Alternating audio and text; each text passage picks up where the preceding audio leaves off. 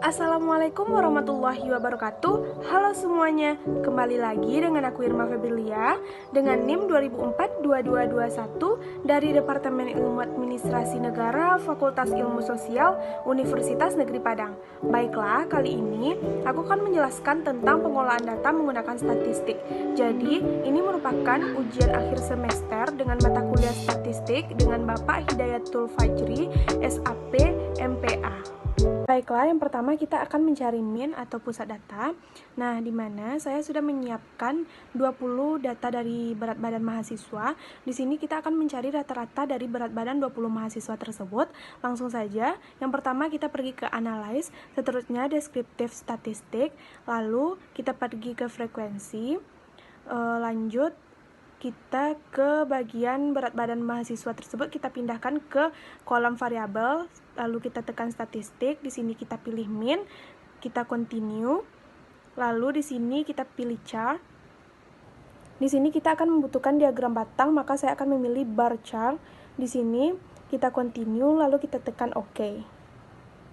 Nah, hasil dari 20 berat badan mahasiswa tadi, sini kan kita mencari rata-ratanya. Nah, didapatkan hasil dari rata-rata berat badan 20 mahasiswa tersebut adalah 48,30. Itu hasil dari min-nya. Nah, bagaimana dengan diagramnya? Jadi tadi kan kita membuat diagram batang. Di sini bisa dilihat bahwa berat badan 38 kg, di mana frekuensinya adalah 3.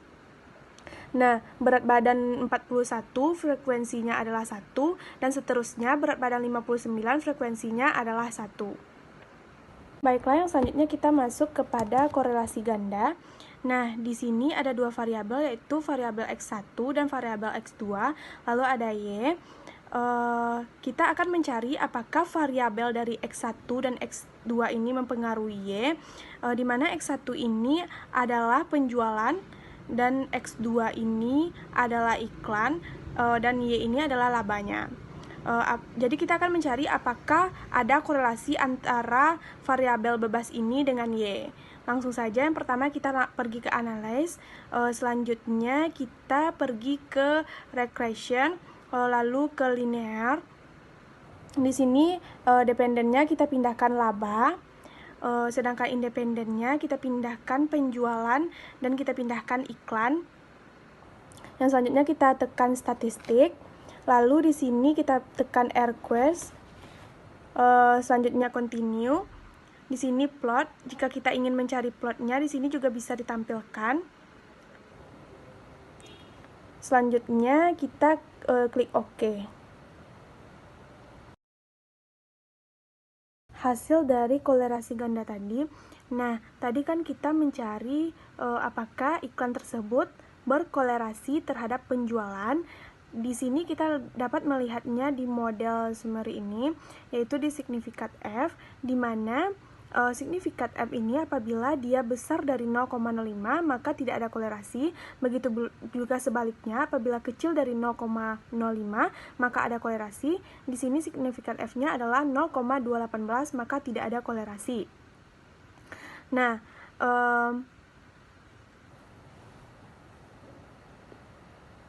seberapa besar tingkat kolerasi dua variabel tersebut dapat dilihat dari R-square-nya. Di sini nilai R-square-nya adalah 0,594, yang artinya kolerasinya itu tidak cukup baik. Selanjutnya kita mencari regresi linear sederhana. Nah, di sini ada dua variabel, di mana X1 ini adalah usia dan Y ini adalah berat badan. Di sini kita akan mencari apakah usia mempengaruhi berat badan. Langsung saja kita pergi ke analyze, selanjutnya kita pergi ke regression, lanjut ke automatic linear, seterusnya linear regression. Di sini dependennya kita pilih berat badan dan independennya kita pindahkan usia. Selanjutnya kita klik statistik. Di sini kita centang R-square, lalu continue, lalu kita tekan OK. Hasil dari regresi linear sederhana di sini dapat kita lihat dari model Mas-Mary ini, di mana nilai signifikan F-nya kecil dari 0,05, jadi artinya usia ini berkolerasi terhadap berat badan. Nah, di sini dapat disimpulkan bahwa usia seseorang dapat mempengaruhi berat badan dari seseorang. Nah, yang selanjutnya ada koefisiennya. Nah, di mana nilai koefisien untuk persamaan regresi ini adalah 17,526 ditambah 1,502. Baiklah, yang selanjutnya itu regresi linear berganda. Di sini ada X1, X2, dan Y, di mana X1 ini adalah korupsi, X2 ini adalah tingkat kriminalitas, dan Y ini adalah pendapatan. Jadi kita akan mencari apakah X1, X2 berpengaruh terhadap Y. Caranya adalah yang pertama kita ke analyze, selanjutnya regression, lalu linear, di mana dependennya adalah pendapatan, dan independennya kita pindahkan korupsi dan tingkat kriminalitas. Selanjutnya kita pergi ke statistik, lalu kita centang R-square. Di sini kita continue, lalu kita klik OK. Di sini hasilnya akan muncul. Berikut hasil dari regresi linear berganda. Jadi tadi kita mencari apakah tingkat dari kriminalitas dan korupsi ini berpengaruh terhadap pendapatan. Di sini kita dapat melihatnya di signifikat F. Jadi signifikat F-nya sebesar 0,316. Jadi ini besar dari 0,05. Maka dapat disimpulkan bahwa tingkat kriminalitas dan korupsi ini tidak berpengaruh terhadap pendapatan. Nah, di sini koefisiennya juga dapat kita lihat. Nilai konstannya 74,67, nilai korupsinya 9,788, dan tingkat kriminalitasnya. Yang selanjutnya kita masuk kepada one sample test. Jadi di sini ada 10 jenis mie instan, data dari 10 jenis mie instan, dan berapa peminat dari masing-masing jenisnya. Jadi kita akan mencari apakah ada persamaan data antara peminat dengan jenis mie instan. Langsung saja yang pertama kita masuk kepada analyze. Jadi di sini kita mencari apakah ada persamaan peminatnya. Setelah itu kita masuk kepada conformance, lalu one sample test. Nah, test variabel ini kita pindahkan peminat mie instannya, lalu test value-nya adalah 68,90, lalu kita klik OK, maka akan muncul hasilnya. Baiklah, hasil dari one sample test kita tadi, yaitu apakah peminat dari masing-masing jenis mie instan itu sama.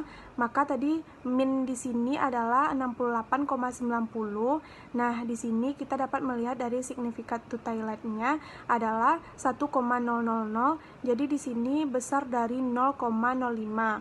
Jadi dapat disimpulkan bahwa masing-masing peminat dari jenis mie instan itu tidak ada kolerasinya atau tidak ada pengaruhnya. Yang selanjutnya yaitu two sample test. Jadi kita akan mengolahnya menggunakan statistik. Jadi di sini ada dua data jenis mesin, yaitu mesin A dan mesin B, dan ini adalah tingkat efektivitas kedua mesin tersebut. Jadi kita akan mencari apakah ada persamaan antara efektivitas kedua mesin tersebut.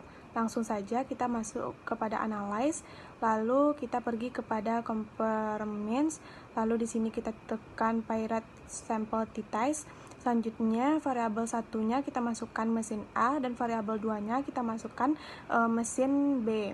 Nah, di sini lalu kita tekan OK, maka hasilnya akan muncul. Hasil dari two sample test tadi terdapat nilai signifikat dari Pirate sample test. Jadi di sini dapat kita lihat bahwa signifikat dari Pirate sample test itu adalah 0,01, maka dapat dilihat bahwa signifikatnya kecil dari 0,05, dan dapat disimpulkan bahwa terdapat perbedaan yang signifikan dari tingkat efektivitas kedua mesin tersebut. Baiklah, yang terakhir yaitu kita masuk kepada chi-square. Jadi di sini sudah terdapat dua variabel, yaitu variabel usia dan kebahagiaan. Jadi 0 di variabel usia ini artinya usia yang kecil dari 20 tahun, dan kode 1 pada variabel usia ini adalah usia yang besar dari 21 tahun. Sedangkan kode 0 pada kebahagiaan adalah tidak bahagia, dan kode 1 adalah kebahagiaan. Jadi kita akan mencari apakah dua variabel tersebut mempengaruhi secara signifikan. Langsung saja kita pergi ke analyze, lalu ke deskriptif statistik, langsung saja ke cross tab. Di sini row atau barisnya kita pindahkan usia, sedangkan kolomnya kita pindahkan tingkat kebahagiaan. Nah, di sini kita klik ke statistik dan kita centang chi-square-nya, lalu kita klik OK, maka hasilnya akan muncul. Dari chi-square tadi, jadi kan kita mencari apakah ada hubungan signifikan antara usia dengan kebahagiaan seseorang. Jadi di sini kita dapat melihat hasil dari chi-square-nya adalah 0,500. Jadi di sini besar dari 0,05 dan dapat disimpulkan bahwa tidak ada hubungan antara usia dengan kebahagiaan seseorang. Baiklah, sekian penjelasan pengolahan data menggunakan statistik dari saya. Mohon maaf atas segala kekurangan dari video ini dan terima kasih atas perhatiannya. Assalamualaikum warahmatullahi wabarakatuh.